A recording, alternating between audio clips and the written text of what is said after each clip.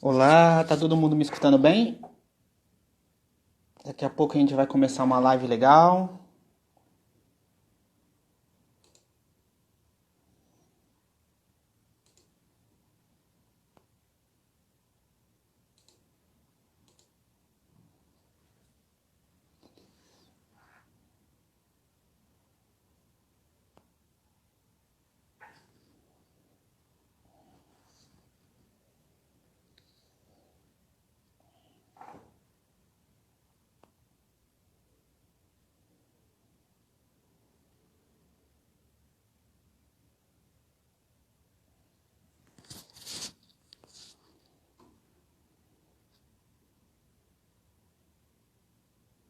Olá, pessoal, vamos entrando. Tô esperando só mais um pouquinho para a monja aparecer por aí e a gente começar a nossa live. Eu vou adicionar ela.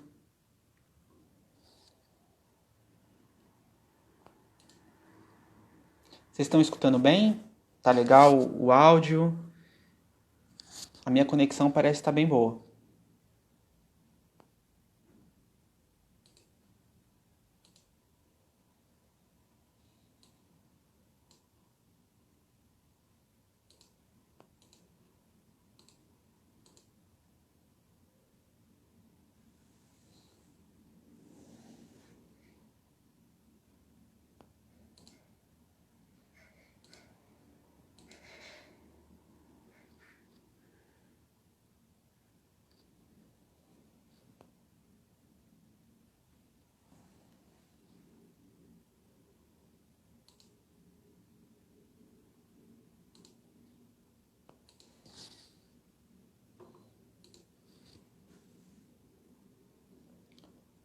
Vamos chegando, cada vez mais gente.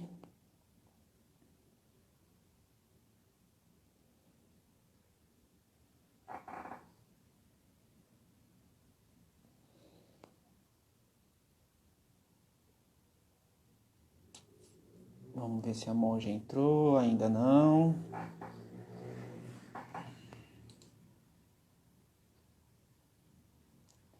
Ó o Gui aí. E aí, Gui, tudo bem? Tá me escutando bem? Deixa eu fazer um teste de áudio com você.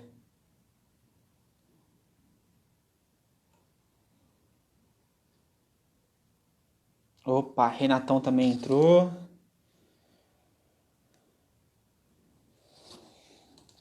Vamos esperar. E aí, Renatão, tá me escutando bem? Manda um oi aí. Ah, que bom.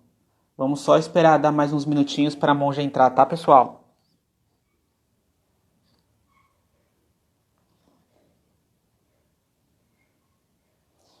Friozinho em São Paulo. Opa, chegou.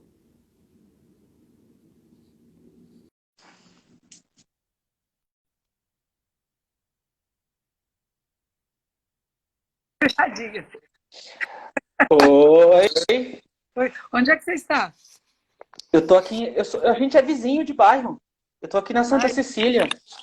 muito bom. Eu estou pondo por vez. Eu ponho uns livros aqui para ficar mais ou menos na altura da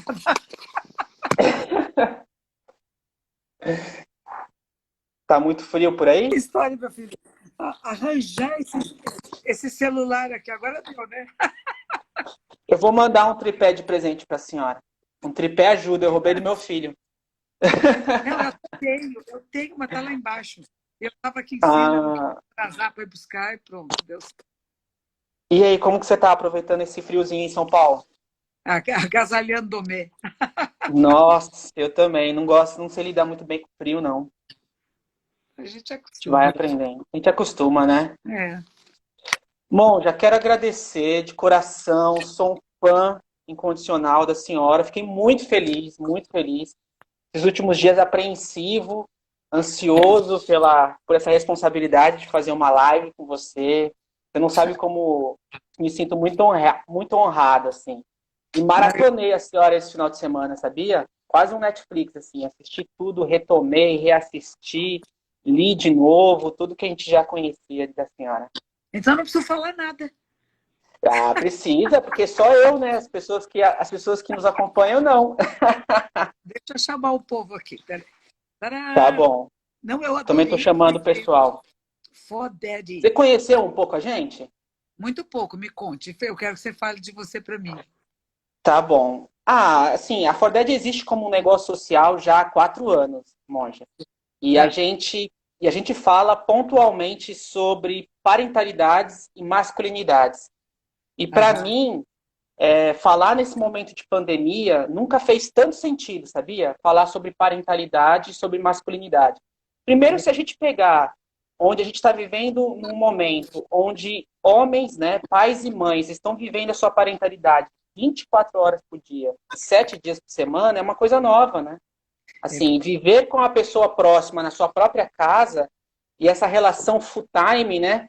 Porque é, antigamente a escola, o seu trabalho acabava sendo um pouco a sua fuga para você ter outras redes, né, de comunicação e outros formatos, outras interações em grupos. Agora você está num único grupo, num único núcleo familiar e full time, né, nessa quarentena, assim, por mais que agora esteja flexibilizando. E a outra coisa que também é uma bandeira muito forte nossa, que é a masculinidade, que é o que eu falo, né? Num país como o nosso, onde as autoridades falam que a gente tem que enfrentar a crise como homem, não como moleque, eu gosto de falar que muito mais do que uma crise sanitária e econômica, Monja Coen, a gente está vivendo uma crise de masculinidades, né? Assim, hum, hum, então, onde mostra que essa forma patriarcal e machista de querer solucionar as coisas não faz mais sentido, né? Não resolve mais as questões. Se a gente parar para ver quais são os países que estão lidando melhor com o combate com a pandemia, são os hum, países que, coincidentemente, são liderados por mulheres, né? E tem uhum, essa questão do cuidado e da gestão humana muito mais à flor, né? Muito mais na sua educação do que nós homens. Se a gente for ver a forma normalmente e culturalmente que a gente é educado para responder aos conflitos e às questões com violência, né? Parece que uhum, a violência é a única ferramenta que a gente pode usar, né? Então, por uhum. isso que o nosso trabalho, que a gente já faz há 4 anos, que é falar sobre parentalidades e masculinidade, nunca fez tanto sentido nessa conjuntura pandêmica, né? É verdade. E queria falar um pouco da senhora Soei, por isso que eu falo, e mais uma vez, e o cuidado nunca fez tanto sentido no nosso trabalho, sabe? Uhum, Toda vez que eu falo com homens, seja para falar sobre masculinidade, e falar que dá para performar uma masculinidade saudável, ou falar com homens e mães, né? Falar com homens e mulheres sobre parentalidade, não tem como fugir de cuidado, né? uhum. E é mais ou menos isso que eu queria iniciar com a senhora, assim, quais são os conceitos, por exemplo, que a senhora poderia trazer para a gente, que vem do budismo, da filosofia mais oriental e japonesa, da importância do cuidado. Eu acho que na pandemia tem sido talvez o ingrediente fundamental para a gente sobreviver com uma certa sanidade mental boa, né? Assim, nesse Eu momento. acho que um grande inspirador que a gente tem sobre o cuidado é o Leonardo Boff, né? Leonardo Boff há anos vem, Adoro ele. não é maravilhoso? Maravilhoso. Ele vem falando sobre isso, né? Como é importante esse cuidado. Ele até cita lá no Rio Grande do Sul, tem muito aqui em São Paulo também tem um pouco quero, quero, né? O quero, quero é o É, papo que canta quero, quero, quero, quero. E geralmente ele se arrisca, porque ele gritando, ele chama atenção sobre si e a maneira que ele protege o ninho. E não é a fêmea que faz isso, é o macho, né? Acho que os dois fazem, mas o macho faz muito. Então é uma maneira de proteção, é uma exposição que protege o guarda. E ele diz: se nós tivermos um pouco de querência, ele chama isso de querência, de querer bem, de olha gostar. que legal. Eu Vou até gosto da anotar. expressão querência, é bom, né? Também gosto, acho bonito. Como quero, quero, de querer bem, de cuidar, a grande transformação no mundo. E ele fala muito desse cuidado, não só com filhos, filhas, etc., mas o nosso cuidado com a terra. Se nós não cuidarmos do planeta, nós não cuidamos de nada, porque a nossa vida vai se tornar praticamente impossível, né? Nós estamos vendo essa pandemia agora, de um vírus que não sabemos nem se foi criado em laboratório ou não, Se ele não foi em laboratórios, foi do meio silvestre, um meio silvestre que nós temos abusado, que nós não temos cuidado. E quando a gente pensa nesse grande, na Terra como uma coisa só, a gente lembra que os nossos núcleos de convivência mais íntimo, eu nem chamo muito de núcleo familiar, porque a ideia de família sempre vem com aquela ideia, um pai, mãe, filho, filha, que nem sempre é assim. Que está antiquado já, né? A maioria das casas não é isso. A maioria das residências de quem cuida nem sempre é o próprio pai ou a própria mãe, e às vezes nem tem pai e mãe, e não tem uma pessoa que é responsável, né? E isso é bem interessante. Eu gostei quando você falou for daddy, falei que importante isso, né? O pai que cuida, o pai que está presente, o pai que seria o que antigamente era a função da mãe, não é função da mãe, é função de pai também. A presença do pai na família. Eu lembro uma vez eu tive um encontro interreligioso, foi a Arquidiocese de São Paulo que organizou, e veio o prior da Inglaterra falar conosco, e é muito interessante que uma senhora, ele era anglicano, e uma senhora que era da igreja anglicana disse, então, e qual é o papel das mulheres na sociedade, na família? E ele começou a ser a educação, a criação dos filhos. Eu falei, não, peraí, não pode. Tem alguma coisa.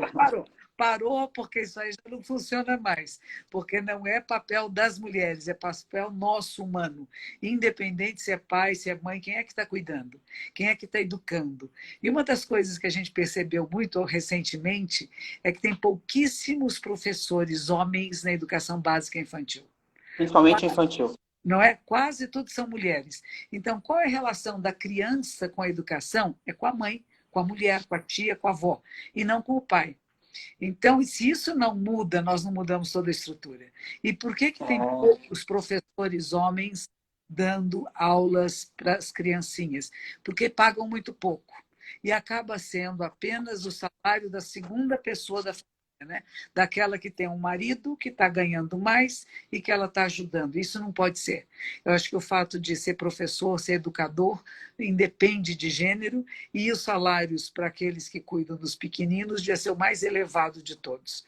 Quando nós chegamos na faculdade, nós já estamos com 17, 18 anos, já estamos formados. Quem é que está formando os pequenininhos, né? Pessoas que ganham pouco, que estão cansadas, que têm 3, 4 trabalhos em escolas diferentes para se manter, né? E a gente sente a falta desse masculino nessa atuação decisiva na educação infantil. Precisava ter. E é para isso que existe a ForDad, dona Ana. Não é? É lógico. Porque, assim, a gente sempre fala nos nossos trabalhos que aquele conceito clássico da psicanálise de função paterna e função materna não faz mais sentido hoje, né? A gente tem que contextualizar que a criança, ela precisa, na verdade, do papel de um cuidador e de uma cuidadora, e que eles vão exercer junto. Isso. Né? E se a gente considerar, e a gente tem que considerar, e é o que eu gosto de falar, que as novas configurações familiares, né? É uma relação mosaica. Eu mesmo tenho uma configuração mosaica, né? Porque o meu filho, que é o Vini, é o meu filho afetivo. Eu conheci ele com 3 anos de idade. Ele é fruto da primeira relação da minha ex-esposa. Então, olha que bacana, né? Então, assim, o conceito de família é isso, né? Muito mais do que só um jogo de sangue, né? É uma questão de amor e de cuidado. E eu tenho muito falado, assim, principalmente nesse último ano, né? Sobre o conceito de sociedade parental. Eu tenho gostado muito de usar esse termo, porque a sociedade parental não é aquela sociedade onde todos e todas serão pais e mães, porque eu acho que essa obrigação moral é um pouco equivocada. Eu acho que ninguém deve ser obrigado a ser pai e ser mãe. Mas sociedade parental é aquela sociedade que saberá cuidar dos seus próprios filhos, dos filhos dos outros e dos filhos de ninguém. Isso. Então, olha que bonito. É uma sociedade que vai saber cuidar de si, né? Onde toda relação humana, que não importa se é de amizade, se é romântica, se é uma relação de consumo, se é uma relação de trabalho, ela sempre vai ter que ter, nesse ingrediente da relação, uma dose de cuidado. Assim.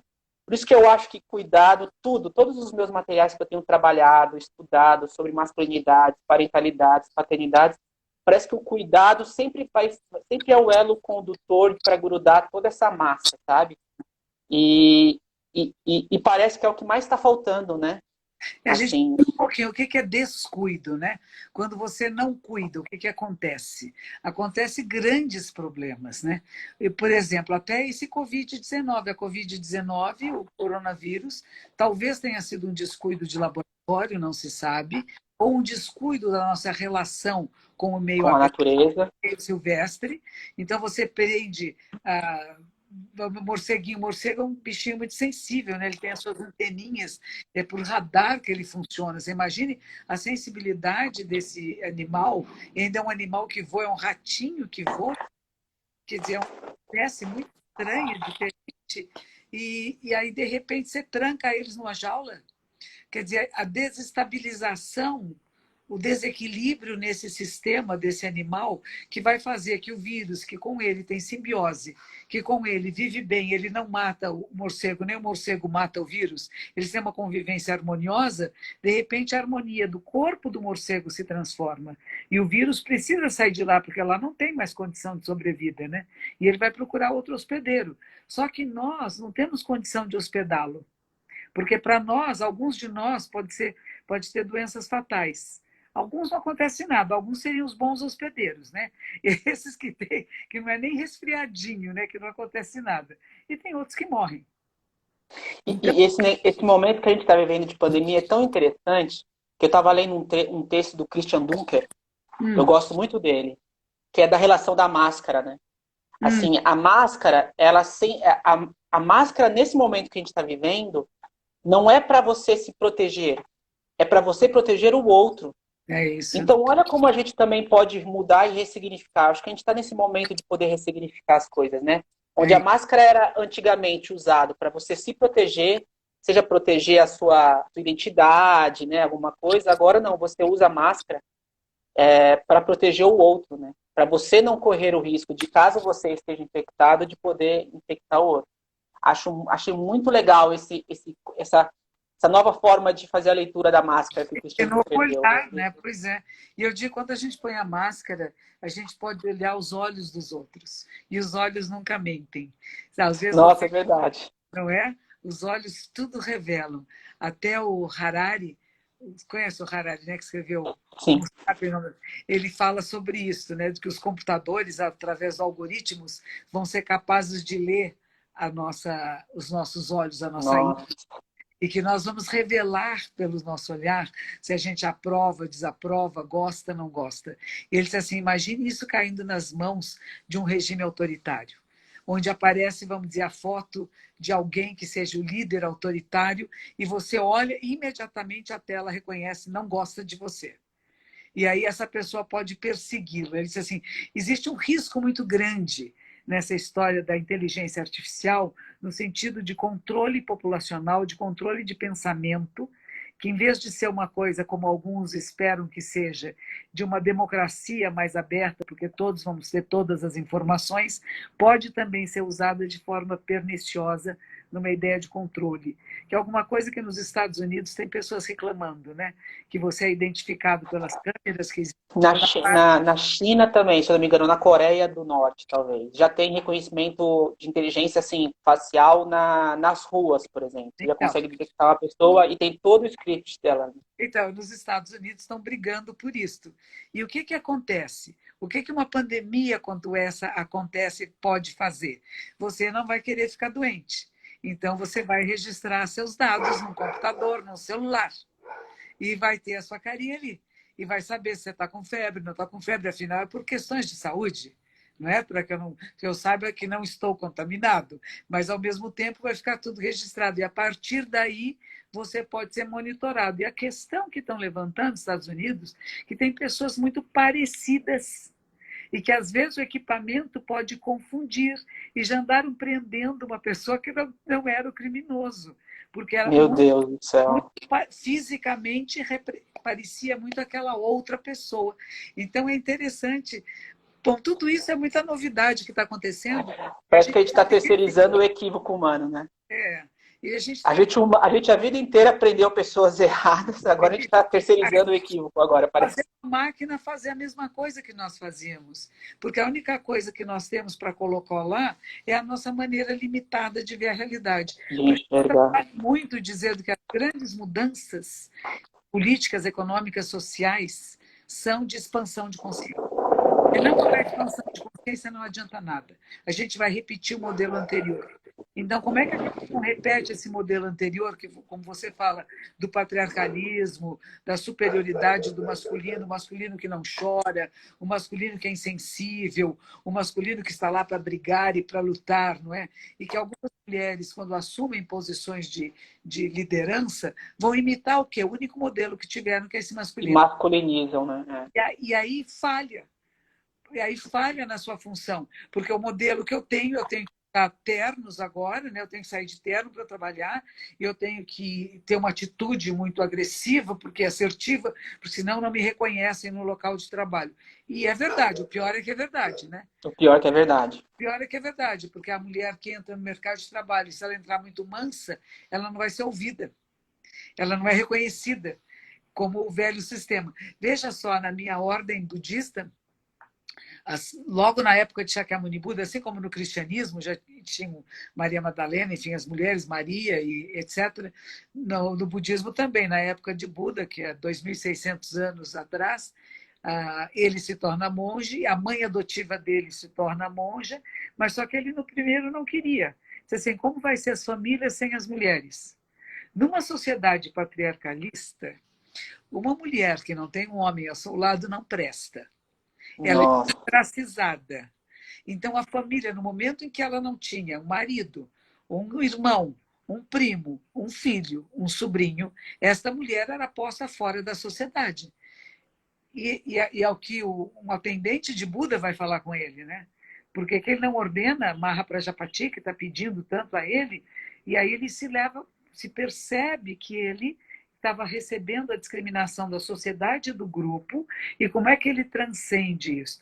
Então a gente diz isso, que o ser iluminado, aquele que acordou, que despertou, não está isento do que está acontecendo na sociedade. Então, quando a gente vê esse autoritarismo agora do governo e um apoio grande, que não é maioria, tem alguém falando, Ainda bem? somos 70%, alguém levantou, né? Somos 70%. É um 30% da população, mas é um 30% muito forte.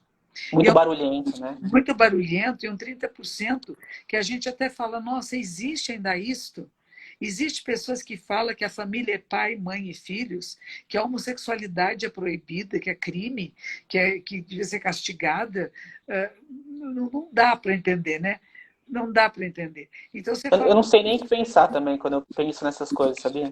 não é, né? O menino veste azul, a menina veste rosa, né? A gente fala, por quê?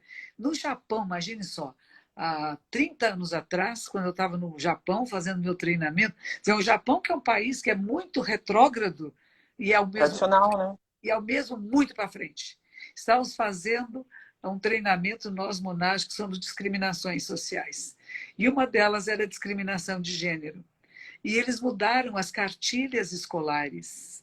Não era o homem que saía com a pastinha sempre. Muitas vezes o homem ficava de avental em casa e a mulher saía com a pastinha. Diz assim, só existe uma maneira de mudar, é desde a pré-escola. Livros pré-escolares, que você vai colocando, você tem que usar azul, você tem que usar rosa, a sua função. Eu fiz meditação para crianças no Japão, no interior do Japão, perto do Monte Fuji, e quando chegou a hora de ir para a cozinha, eu falei, vamos todos para a cozinha, porque no mosteiro faz todo mundo junto. E as mães até deixaram os meninos brincarem um pouco com a comida e tal. Quando chegou a hora de lavar a louça, elas disseram, não, os meninos vão jogar bola. Eu falei, por quê? Por que os meninos vão jogar bola e não vão lavar a louça? Ah, porque eles são muito desastrados. Ah, Falei, não, num templo, num mosteiro, no mosteiro masculino, os homens fazem tudo. Eles cozinham, lavam, passam, eles fazem tudo. Não tem isso, não tem mulher, só tem homens. E é bom que seus meninos saibam. Nossa, você não sabe a briga que foi. Não deixaram, os meninos foram jogar bola. Eu não consegui. uma das perguntas que eu tenho curiosidade, que eu queria fazer, é: a senhora, como mulher, encontrou obstáculos dentro da doutrina? Olha, Eu não lembro de ter lido algo sobre quando eu conheço a senhora há bastante tempo, eu não lembro de você ter abordado isso alguma vez. Tem algumas questões que aconteceram, sim. Não, eu comecei a praticar nos Estados Unidos, então os Estados Unidos não tem diferenciação, né? É equidade, homens e mulheres têm equidade. Leigos e monásticos tinham equidade. Aí fui para o mosteiro japonês, vi uma revistinha, achei lindo, quis ir, meu professor organizou, e eu comecei a perceber que era muito diferente daquilo que eu imaginava. Muitas das meninas que estavam lá, das mulheres, das monjas, tinham tido grandes sofrimentos para chegar até lá. Não é que elas apreciassem a prática meditativa e nem que tivessem questões existenciais que levam ao questionamento sobre as práticas religiosas e sobre as filosofias, né? Muitas delas tinham sido, uma delas foi casada e ela não era fértil, e como ela era casada com o filho mais velho, se ela não pudesse procriar, ele tinha o direito de separar-se dela e arranjar uma outra. E foi o que ele fez. Só que os dois se amavam muito e ela ficou muito partida com isso. E ele falava para ela, mas você tem que entender, eu preciso ter filhos. Porque, de novo, essa loucura que você falou, né? Essa obrigação moral e social que a gente tem, né? Ninguém é obrigado a ter filho, não precisa ter Não. filho. Em alguns momentos, até um ato altruísta não ter, né? Se caso a pessoa não quer ter mesmo, para quê, né? Para ser uma mãe ou um pai, mais ou menos, é melhor não ter, se depende a escolha, né? Pois é, às vezes a natureza mesmo diz isso, né? Fica no seu, não precisa ter filho. Tem tanta criança no mundo que precisa de apoio, de agrado. Outra forma de você usar esse papel, né? Né? Então, isso tinha algumas situações assim. Mas eu cheguei a conhecer uma senhora, ela tinha 90 e poucos anos nessa época, que durante a Segunda Guerra Mundial, muitos monges foram para a guerra. E aí não tinha quem oficiasse as liturgias, porque não era permitido às monjas oficiar a liturgia. E ela viajou o país inteirinho, falou com todas as lideranças, e ela conseguiu a equidade. Então, hoje, nós, monjas e monges, temos equidade no Japão. Talvez Poxa, que legal. nos poucos países do mundo isso acontece. O budismo tibetano não é assim. Recentemente está se transformando, mas não era. Então, o budismo japonês é aquele que reconhece que as monjas podem fazer todos os sacramentos, vamos dizer assim, que os monges fazem, casamentos, enterros, ordenações, enfim, não há nada que uma monja não possa fazer. Mas, mesmo assim, os templos femininos ainda são pequenos e têm pouco poder político dentro da ordem. Nunca teve uma abadesa, uma superiora geral da ordem, sempre homens. Olha aí, ó. Olha a oportunidade aí. Não é? E não, então, tem É. coisas que estão mudando, mas ainda não mudaram. Nós temos uma papisa no papado, né? Aliás, se você olhar para a Igreja Católica, esses dias estava vendo a missa de Nossa Senhora Aparecida, então tem um centro, no átrio tem um centro, uma área central, onde ficam os homens, os monges, os padres. E na periferia, vestidinhas de preto, de sainha e véuzinho, as monjas. Eles oficiam, eles falam com muita desenvoltura. A monja que estava lá, ela estava tentando ler o livro assim, ela põe o dedinho para acompanhar, para não perder a letra. Eu falei, isso é Nossa. possível. E elas sentam em banquinhos assim em volta. Elas só entram nesse centro para algum serviço, de servir aos homens. Isso era assim na igreja no Japão. O Zen budismo no Japão era assim. As monjas serviam na cozinha, serviam chá e podiam auxiliar muito de longe em algumas liturgias, mas não tinham acesso à educação superior. No Tibete também foi assim. Esse atual Dalai Lama está mudando isto. E no Japão, essa senhora que eu cheguei a conhecer, chamada Kojima Sensei, viajou o Japão inteiro e conseguiu a nossa equidade. Por quê? Que Porque era bacana. guerra, porque não tinha homem, porque o Japão estava bombardeado. Então, teve situações muito específicas.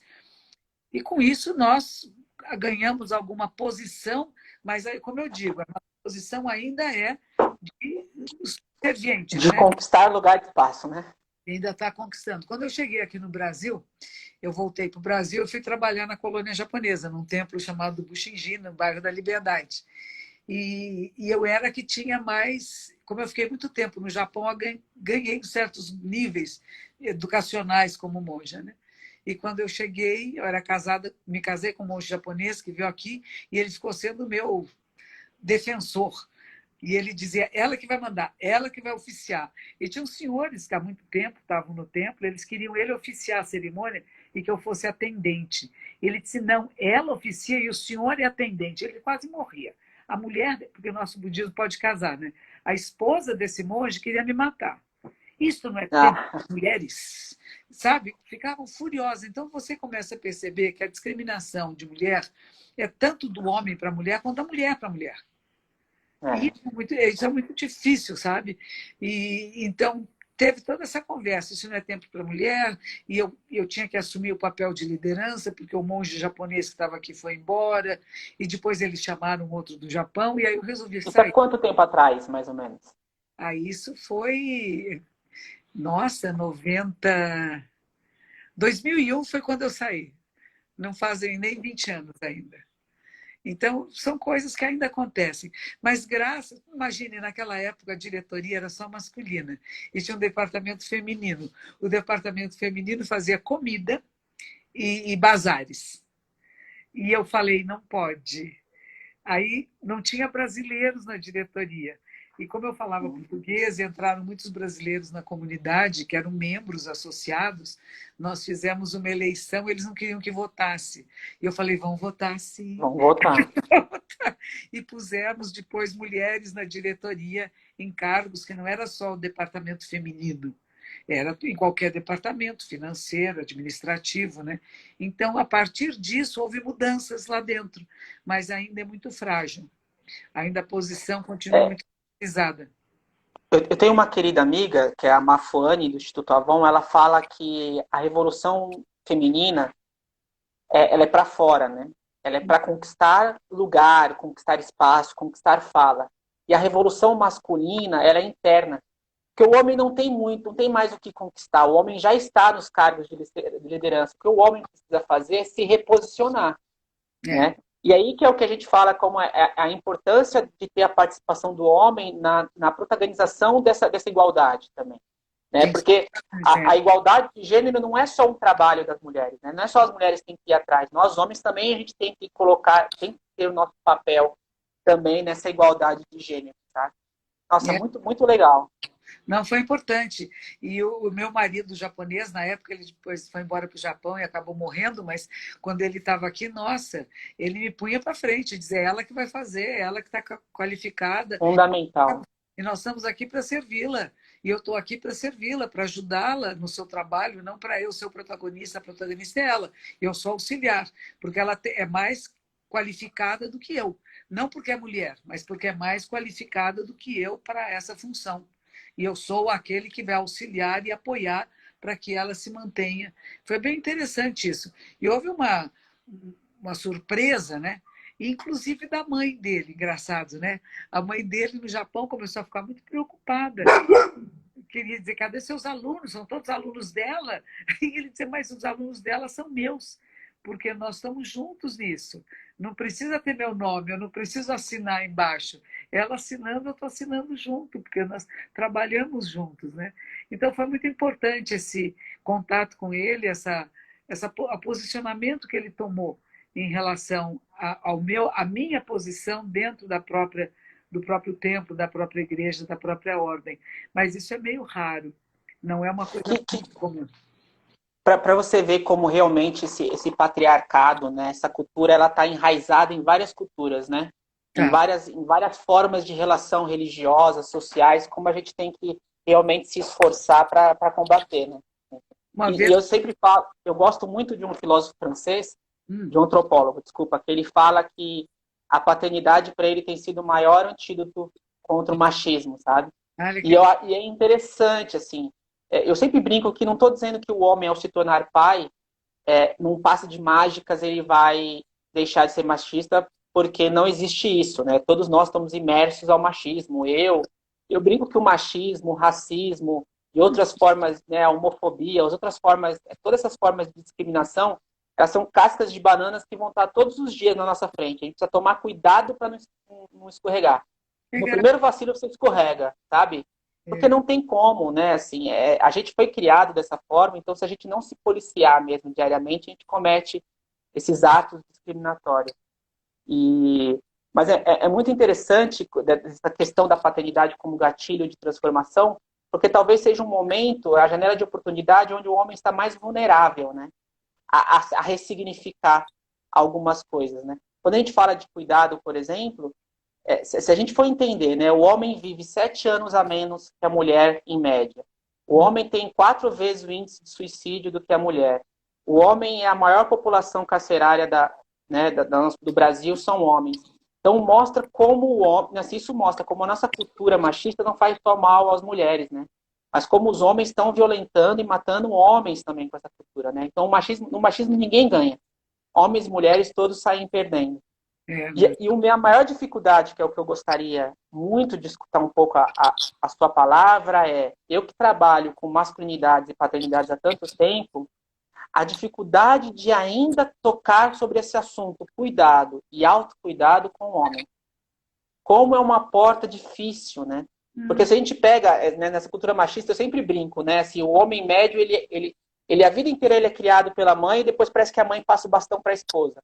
Se a gente for pegar, né, o casal heteronormativo, né? Em nenhum momento esse homem aprendeu a cuidar de si, né? Um momento era a mãe que cuidava, depois parece que é a mulher que tem que fazer esse papel de mãe, né? Como se ele fosse obrigado, né? Como eu se ela lembro, fosse obrigada. eu lembro Como de um passar senhor, por isso, né? eu lembro de um senhor no Japão que a mulher dele tinha morrido e ele veio para fazer as preces fúnebres para ela. Tinha um cemitério que fica perto do templo onde eu morava, do lado do Monte Fuji. E eu fui com ele ao cemitério, rezamos por ela. E aí ele disse assim: eu sinto tanta falta dela. Eu falei: era uma boa companheira para o senhor. Ele disse assim: pois é, agora eu tenho que cozinhar e lavar roupa. Eu falei: não acredito. Eu não acredito. Ele sentia falta da cozinheira e da lavadeira. Ele não sentia falta de uma pessoa que era sua companheira de vida, porque ele nunca tinha lavado roupa nem cozinhado antes e agora ele tinha que fazê-lo. Então, nós temos um processo todo errado. Eu brinco com as meninas que eu digo assim: quando o seu namorado chega em casa, seu ficante, enfim, seu amigo, chega em casa, você pergunta: quer um copo d'água? Ele diz assim: quero. Eu falo assim: então pega e traz um para mim. Porque se você não fizer isso no primeiro dia, você vai servi-lo para sempre. E depois vai reclamar, porque a sociedade exige da mulher, né? E na hora que ela traz o copo d'água para ele, ela está colocando nesse lugar. E vai ficar nesse lugar para sempre. E depois vai achar ruim. Porque não é isso. No começo, todo mundo acha bonito. Eu vou Há servir uma pessoa que mais. está querendo participar da live, ó. Que Tô beleza! tendo que fugir dela, que ela adora uma live. Que Nunca vi. bonitinha! Eu tô tentando fazer ela não aparecer aqui, ó. Pode vir, adoro, gato, que delícia. Então, mas é isso. E a gente perceber que, como não, tanto homens como mulheres, nós somos seres sensíveis. Eu vejo uma grande diferença agora, sabe?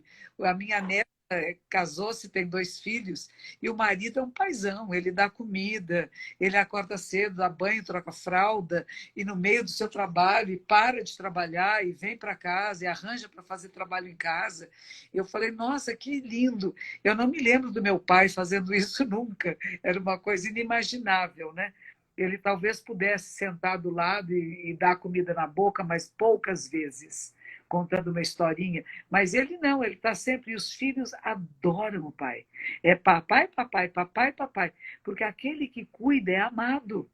O cuidador é amado, é querido. Então você tem que dar espaço em casa para o pai fazer. Não pode a mulher querer fazer tudo. Ela tem que dar espaço. E às vezes tem umas coisas tão sutis na nossa psique que a gente tem ciúmes. Tem mães que têm ciúmes que o pai agora dá mais atenção para a filha ou para o filho do que para ela. Mas é natural, porque é um serzinho que precisa de atenção. Não pode querer competir com os filhos. E já vi o contrário também. Uma moça que ela teve um filho, ela só cuidava do filho, o marido desesperou-se, acabou até morrendo. Sentiu-se completamente abandonado. Nossa. E não pode ser isto. Os filhos pertencem àqueles que estão convivendo. As crianças são de todos, como você falou, né? E todos A são gente tem, responsáveis. a gente tem um grupo. Tem um ditado africano que fala, né, que precisa de toda uma aldeia para se criar uma criança, né? Ah, então. Então, quando eu estou num restaurante e tem uma criança do meu lado, mesmo que ela seja filha de um casal ou de uma outra mesa, é responsabilidade minha também a segurança daquele momento daquela criança, né? Ah, Eu mas acho muito. A gente precisa tangibilizar mais esse ditado africano que eu gosto muito. Ah, mas A gente tem grupos de homens e de pais pelo Brasil inteiro, né? E eu fico muito feliz quando você vê, por exemplo, homens que têm se permitido exercer esse papel de cuidado e como tem sido libertador, sim, sabe? Às vezes você vê homens que, assim, eles querem exercer esse papel, mas primeiro, ou porque não tem uma referência, ou segundo, não se sentem à vontade de exercer, né? Eu lembro que quando eu dei uma palestra uma vez, depois, no final da palestra, um rapaz veio chegar até mim e falou que tinha um filho já de 7 anos, não, de 5 anos, e naquela noite, coincidentemente, o filho tinha perguntado para ele se ele amava ele também. Então o filho perguntou assim: papai, você me ama também? Não, você me te ama também?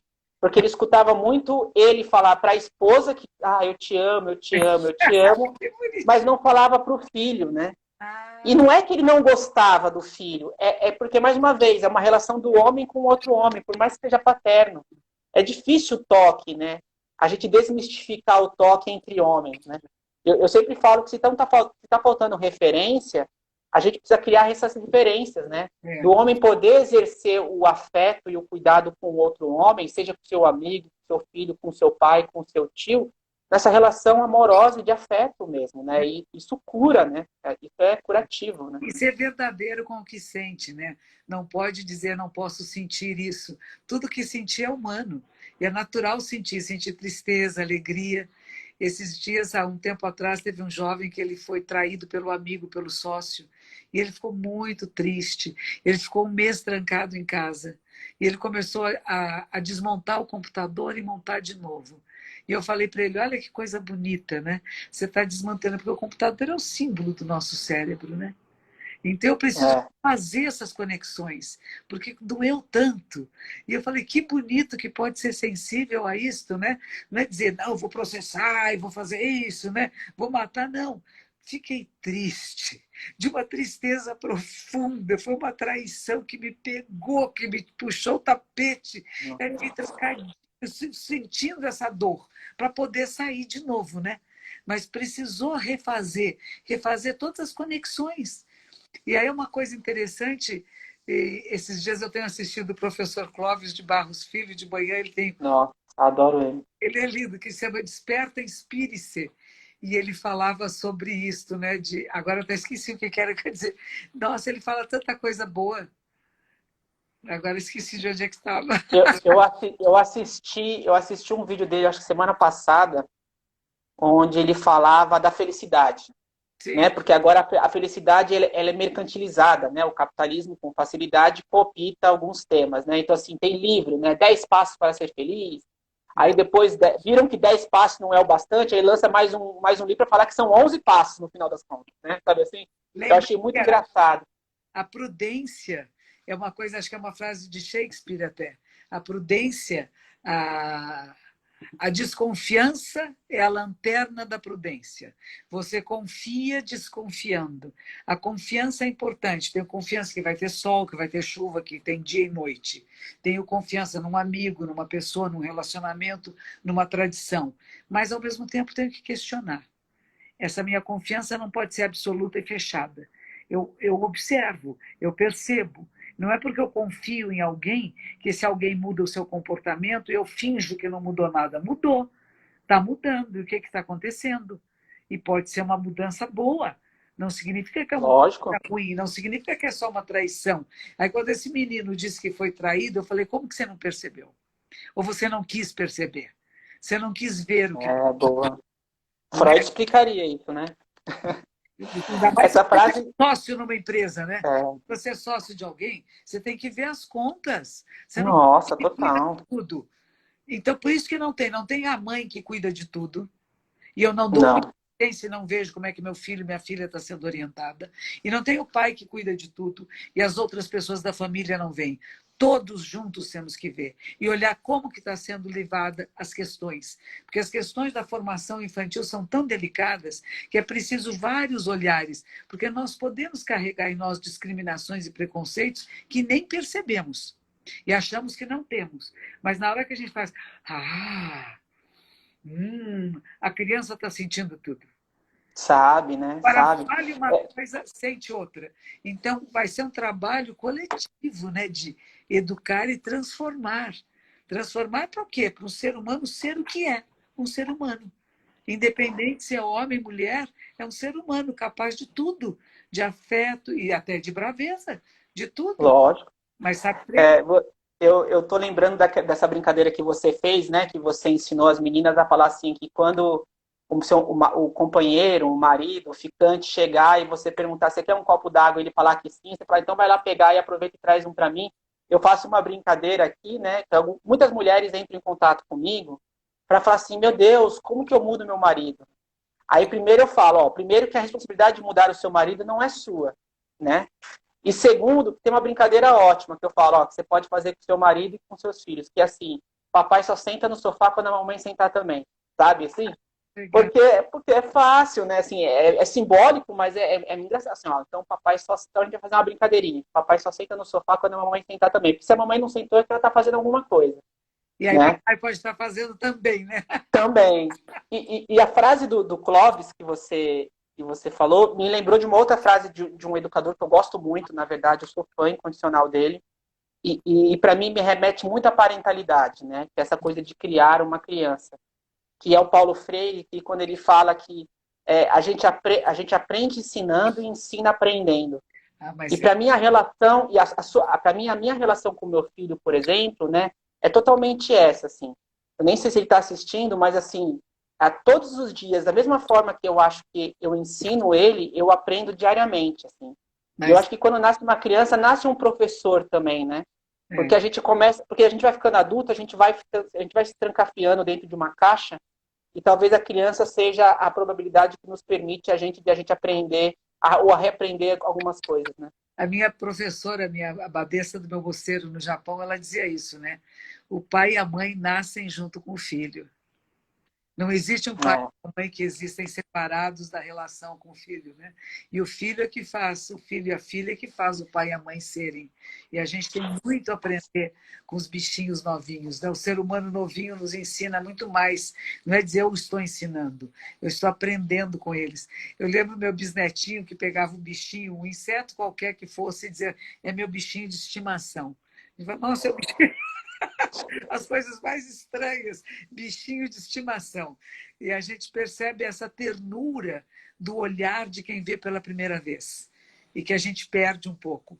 Então, o contato com a criança, ela nos traz de novo, a nossa criança vem, o nosso olhar de primeira vez. Não é um olhar de medo, de repulsa, de nada, é de descoberta, de maravilhamento com a vida.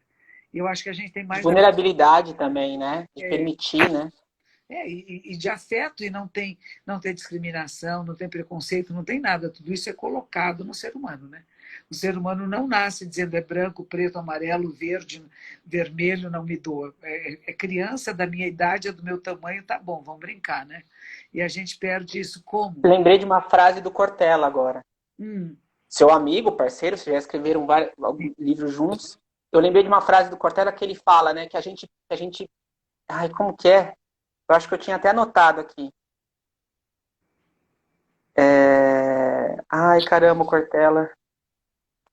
Aqui, ó. Que ao contrário do que a gente imagina, a gente não nasce pronto e vai se desgastando. A gente nasce não pronto e vai se fazendo. Eu e adorei isso. é lindo. Ele diz: nós estamos grávidos de nós mesmos, Nossa, olha que incrível. nos autogerando o tempo todo. É lindo, lindo. É lindo, lindo, Tem lindo. coisas maravilhosas. Monja, Eu lembro que uma vez assim, ele disse assim, ah, o filho dele chegou a uns 13 anos, assim, papai, me conte o que as coisas da vida, né? Me conte as coisas principais da vida. E é que ele disse para ele assim, vaca não dá leite. Ele falou, como? Não, vaca não dá leite. Se você não for lá ordenhar a vaca, ela não dá leite. Você tem que fazer acontecer. eu, Me conte a eu verdade. lembrei, Vai falar de sexo, vai falar de vaca não dá leite.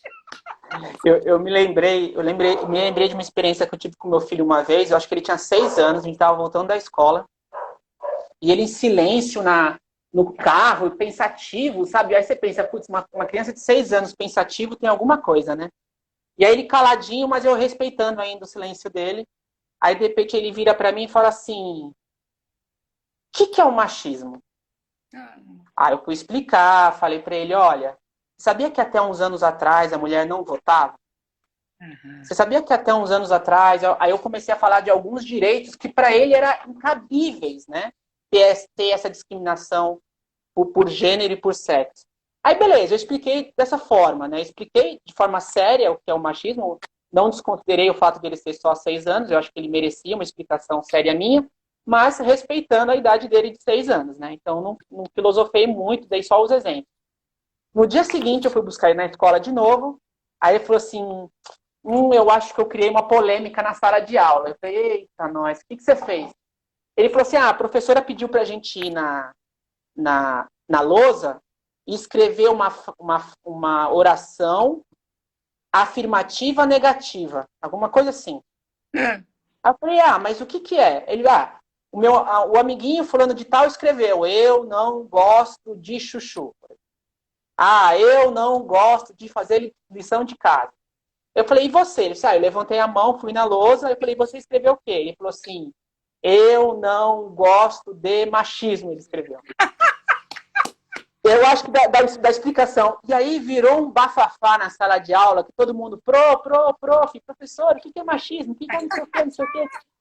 Eu achei super interessante que ele criou uma oportunidade incrível de falar com crianças de 6 anos sobre esse tema, né? Assim, Que mas bonito. é muito engraçado como a gente tem uma oportunidade mesmo, né?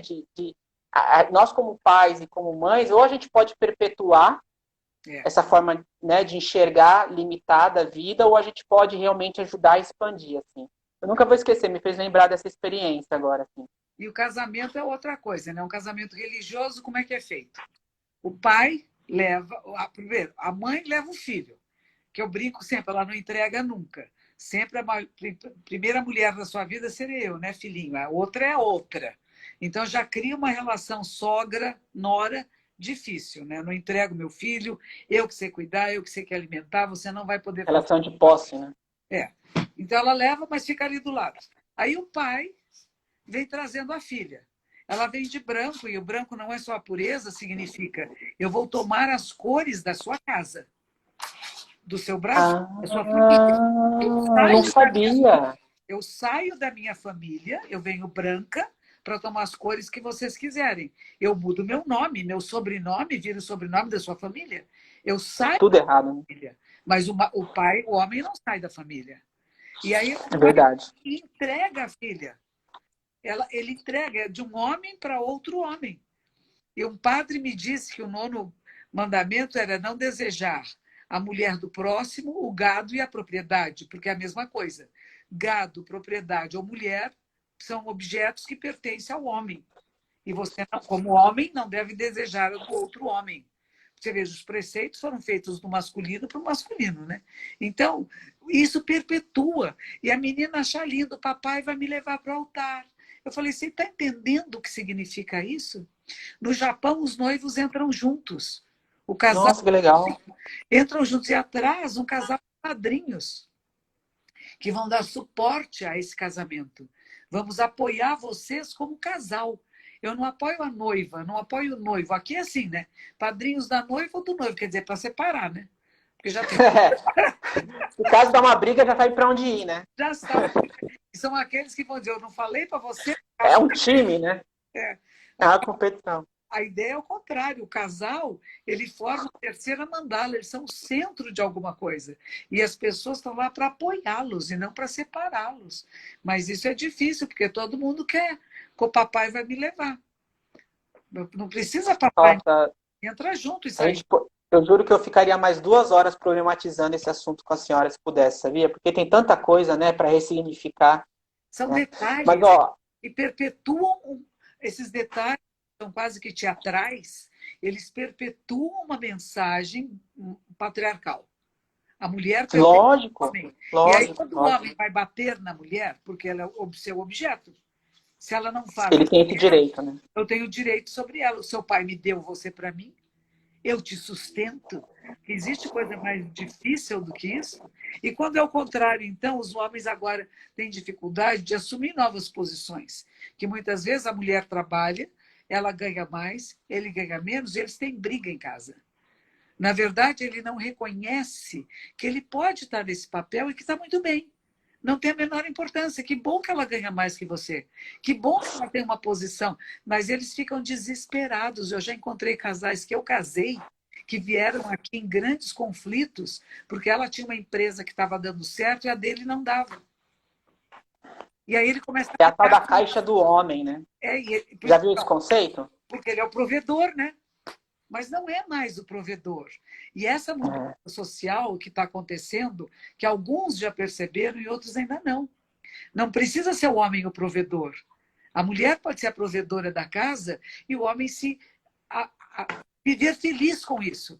Ele não está competindo com ela para quem ganha mais, quem tem posição mais elevada na sociedade. Mas como é que nós vivemos em harmonia, gente? E isso ainda não caiu. Isso ainda está muito forte, tem muito conflito familiar por causa disso. E eu acho que as brigas que estão tendo em casa agora, de violência doméstica, etc., tem a ver com isso. Tem a ver, por exemplo, com a mulher que às vezes ela é mais emocionalmente, psicologicamente mais forte, mais segura, e o homem não suporta isso, porque ele é que tem que ser o forte, ele que tem que segurar a casa, né? E não precisa, ele pode ser mais frágil, e que bom que tem uma mulher forte do lado que te apoia, que delícia, não precisa brigar com ela, querer bater nela para dizer que eu sou forte também, não é? É a gente mostrar que um dos nossos papéis aqui em Missão na Forded é mostrar para os homens que existem outras formas de performar as masculinidades, né? Primeiro que a gente sempre fala no plural por causa disso, né? Sim. Masculinidade não é uma só, né? Tem recortes de gênero, sociais, culturais, religiosos que merecem ser respeitados. Mas existe uma outra forma de performar essa masculinidade e uma forma mais saudável, né? Mais possível. Eu até falei esse conceito da caixa do homem, né? Que o Paul Kiesel, acho que, se eu não me engano, eu posso estar falando errado, mas foi ele que criou esse conceito da caixa do homem, né? E essa coisa que, que é a masculinidade tóxica que a gente está falando. Porque o homem, tudo que está dentro dessa caixinha, é tudo que o homem é obrigado a performar. Então, é como a senhora falou. Ele tem que ser o provedor, ele não pode fugir da raia, ele tem que ser sexualmente ativo, ele tem que ser forte, ele tem que ser violento. Então, é como se todo mundo tivesse que pegar essa caixinha dentro de si e performar essa masculinidade que nos tornou que nos torna ser obrigado a performar isso. Isso mostra o quanto é tóxico, né? E quanto tem feito homens doentes. E tudo que está para fora disso, por exemplo, um homem mais sensível, ele está fora dessa caixa. Ele é visto como com um outro jeito, sabe? Então, a gente mostrar que para a gente romper, abrir essa caixa e dizer que na verdade, a gente tem que performar o que a gente acha que é saudável, né? Sem machucar os outros. Duas coisas interessantes no Japão que tem acontecido muitos homens agora fazem maquiagem. E fazem maquiagem porque eles ficaram muito tempo com as mães. E eles viam as mães se maquiando. Então, tem maquiagem para Legal. homens vendido nas lojas. Maquiagem masculina. Eu acho isso uma joia, uma beleza. E outra coisa, muitas mulheres agora se casam e não mudam de nome. Não vão para a Nossa. família do marido. E o pessoal falava, mas como que vai registrar os filhos? A gente escolhe. Na hora que o filho Depois. nascer, a gente decide se vai ser o nome da família dele, minha ou das duas. Porque lá só tem um sobrenome, não costuma ter dois, sabe? A gente escolhe na hora que o bebê nascer. Eu achei isso tão Eu bom. acho que no Brasil já é assim, já, eu acho. Acho que não tem mais obrigatoriedade de você pegar um nome, É. da mulher pegar o nome do marido, não. Se eu não me engano, não é mais obrigatório, não. Ainda bem, né? Mas era, né? Era. Era. É. Ô, Monja, a gente está chegando nos últimos 4 minutos. Sim. Eu, então, quero agradecer. Nossa, carinho enorme. Poderia fazer essa live virar uma longa-metragem de 2 horas e meia. Tá muito bom, né? Espero que você tenha gostado, tanto quanto eu. Foi muito carinhoso. Nossa, me senti muito feliz mesmo. Mais feliz ainda de descobrir que nós somos vizinhos, como eu acabei de falar. E eu queria que você terminasse assim. Primeiro, quero agradecer a todas as pessoas que passaram. Muitas pessoas falaram que são suas fãs, que seguem a senhora. Mas nesse momento, como eu te falei mais uma vez, de cuidado e autocuidado, e principalmente para o público masculino, que é o público que me escuta, né? e é com quem eu quero falar, e essa bolha é difícil furar, sabia, dona Monja? É difícil falar de autocuidado com homens, né? Os homens ainda têm essa resistência, né? Porque E é ainda problema, tem problema de falar com fragilidade. Então, como furar essa bolha, sabe? Então, com esse carinho. eu acho que a primeira coisa é reconhecer que é um ser humano. E nós, seres humanos, somos muito semelhantes e não iguais. Não somos iguais, homens e mulheres não são iguais, homens e homens não são iguais, mas cada um de nós é uma joia preciosa e você deve honrar a vida que tem, de ter essa ancestralidade toda que fez de você esse ser humano maravilhoso. Então honre isso, respeite seu corpo, sua